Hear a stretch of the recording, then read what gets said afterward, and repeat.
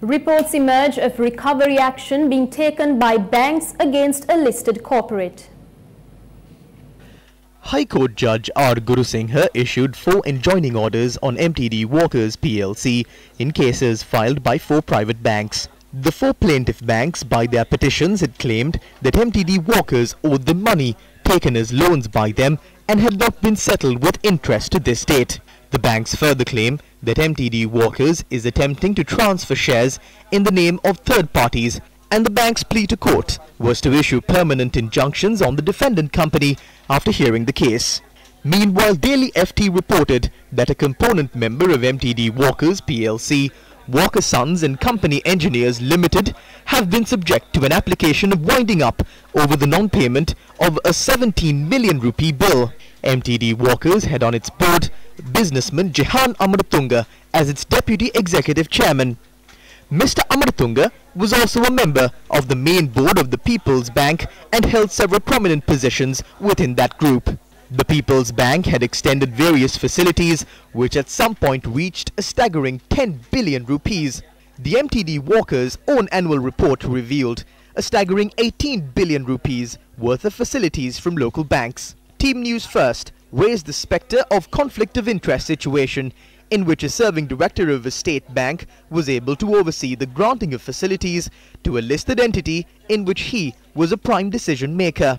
Unfortunately for shareholders of these financial institutions that lent money in good faith to these companies, including the state, the People's Bank chose to ignore the early warnings sounded by Team News First and instead justify the facilities and the lending and issued a press release to the effect that all lending was done considering the scope of the company's business.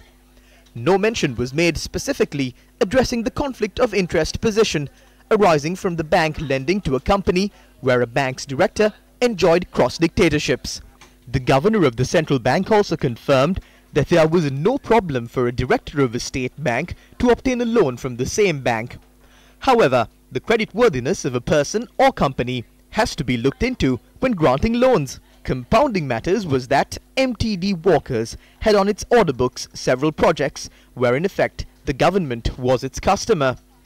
As is revealed now, those at the People's Bank who are responsible for evaluating the facilities granted have clearly overestimated the company's potential, and the public money is once again at grave risk.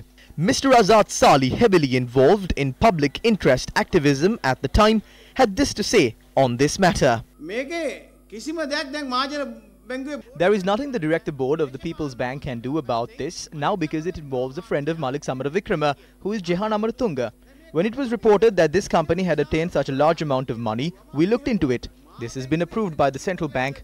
Take a look. This is how the people's money is going out. The Commercial High Court has issued a temporary restraining order blocking the sale or transfer of shares in MTD Walkers PLC and its subsidiaries. Although 4 banks have gone to court, several other banks are likely to pursue MTD Walkers for their share of the monies owed.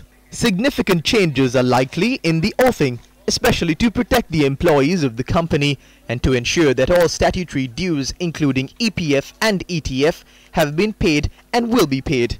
The sad story of ambitious lending by the People's Bank to a troubled business would now demand a full forensic audit, including the processes that failed to nib the problem at the bud, once again leaving the people of Sri Lanka fully impacted financially. Who will be held accountable?